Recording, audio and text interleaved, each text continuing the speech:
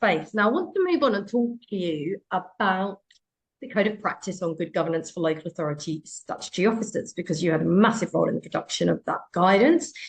So talk to me about why you felt it was important to produce and your hopes for the impact of it. It's actually been out quite a while now, so we'll talk about measurables in a bit. But yeah, why was it important, and what sort of impact did you foresee?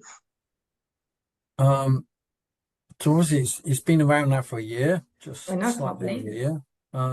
We started writing the year before then, and funny enough, it started with you in LLG.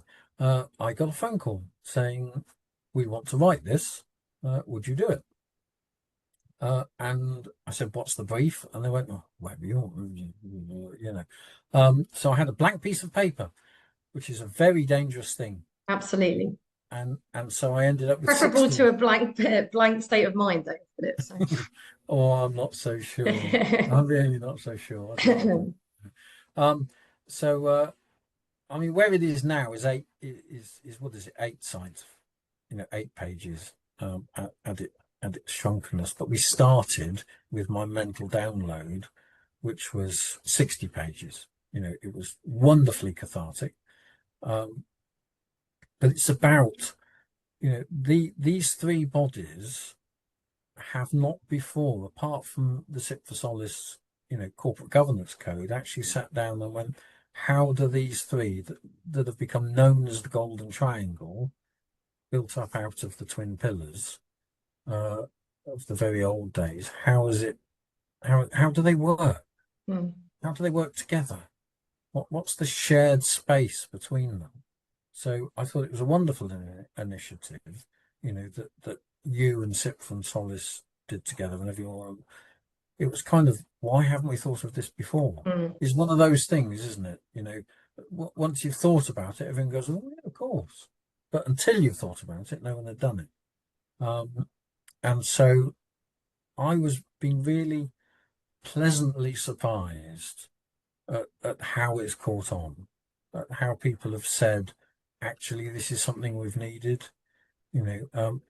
Around for a very long time has been the monitoring officer protocol, which was when the world shifted in 2000, which is what really created the Golden Triangle, because until then, you still had the vestiges of a chief exec who acted as clerk to the council. So they were both head of paid service and monitoring officer. They did both roles.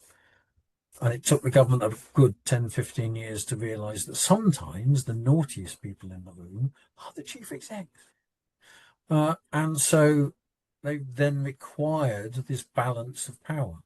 And so chief exec cannot be the monitoring officer and the monitoring officer cannot be the 151.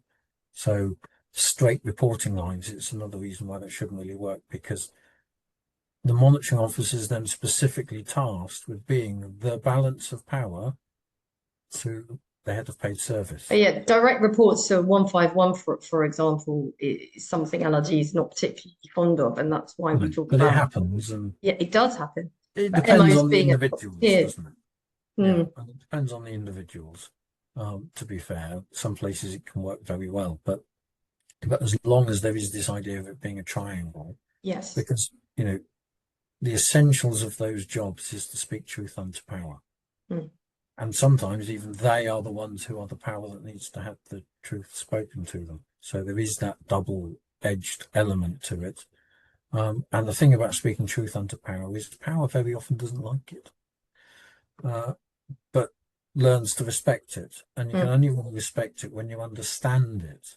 Yeah. And question number 1 then is, do you understand what the other person's role in this game is?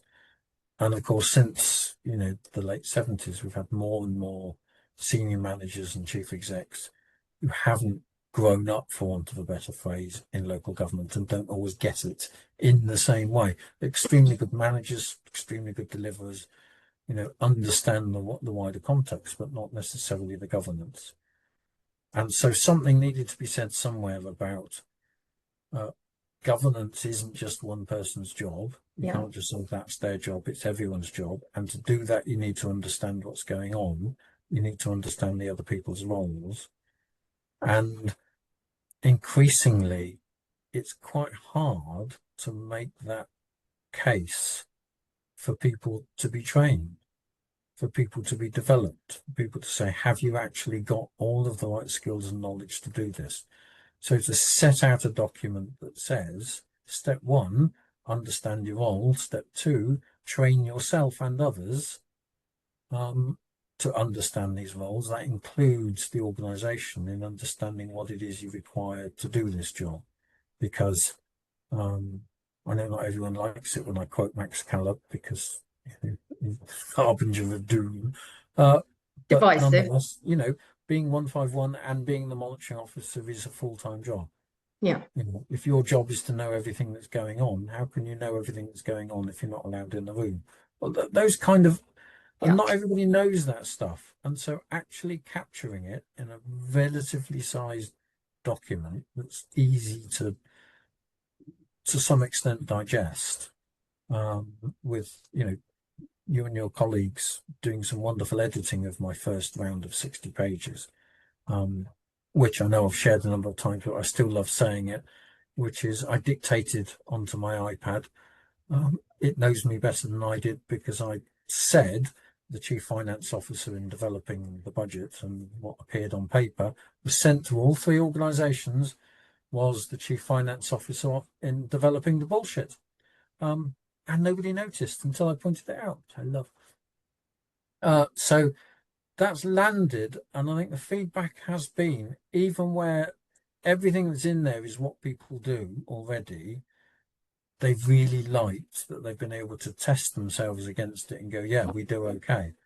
And those that haven't have started to use it to say, here's where we need to be, how do we get there?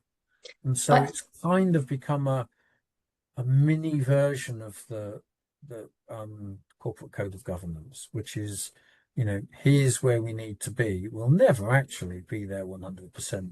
So we always need a bit of an action plan alongside it to get there. Question for me is, a year in, has it landed in the right way? How does it need improving? How does it become a living document? Yeah. All of those kind of questions. For me, I think that its USP is it's a great educational touch point. It's the sort of document you can give to your councillors, to your officers, that to really explain what it is in terms of governance, the roles, how they interface. And that's why we then built on it further with the roles and responsibilities. But I think in terms of metrics and the living document element, you're absolutely right. And what we need to do is move forward quite quickly now in gaining membership input about how it's landed and what, a year later, what the changes and the beneficial elements of it, and whether in fact anything needs to be changed in it, whether something needs to be emphasized or revisited.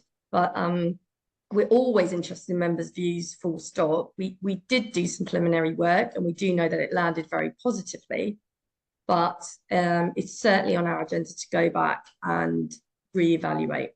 But in terms of this, sorry, go ahead. No, I'm just aware that 90% of what's in it came out of my head. Now that's a scary thought. Well, it should be a scary thought for everybody, quite frankly.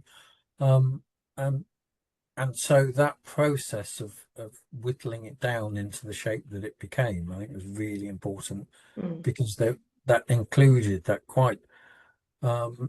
It went out to consultation on it in the December, and then we took it right through to June before it landed as a final document. So you absolutely went through quite a rigorous process of hearing what people had to say on it, and as a result, there were significant changes. I mean, what people said, I was amazed by the level of input. A number of those consultation responses were people saying, we've sat round as the council's full management team and gone through the draft line by line, and here's our response. So the level of work that people put into that showed how important it was in terms of something that was needed to be done, and the seriousness with which people took it, which I think everybody took great heart in. So yeah, your being able to collect the metrics and finding a way of doing that over the next 12 months. So if there are changes, you know, and they come out next year, that will be 2 years on. That 2 to 3 years feels the right time, you know, 3 years tops for a tinkering and second edition. So No, that process will be interesting. Definitely. But when our members set their minds to something, they are incredibly helpful and collaborative, which is brilliant because that's one of our strengths. But then in the summer, to less the fanfare, and actually I think we need to do a bigger push on it, was the document where we expanded more fully in terms of the roles and responsibilities of Golden Triangle officers. Personally, I think that was crucially needed in terms of the monitoring officer, because I think that is the role that, well, it's not defined anywhere really, in any kind of meaningful, helpful way. And I think it's been the most misunderstood role within a local authority as to the exact scope, nature, purpose, and intent.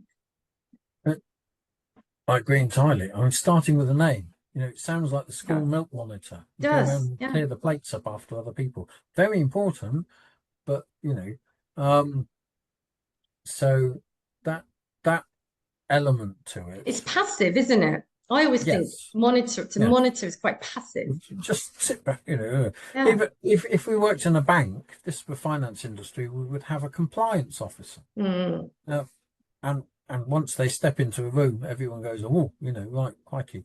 But I think they really struggled with the term because there was this, because it fell out of the Widdicombe report. So that was what, 86, 87, that was done. So I wasn't alive then, Philip, so I wouldn't know.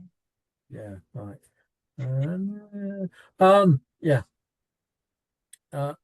And so there were still enough people around who were still of that mindset that the clerk to the council is 99% legally qualified and they're steeped in governance and learning and hadn't caught up with the modern world. So it was a fudge.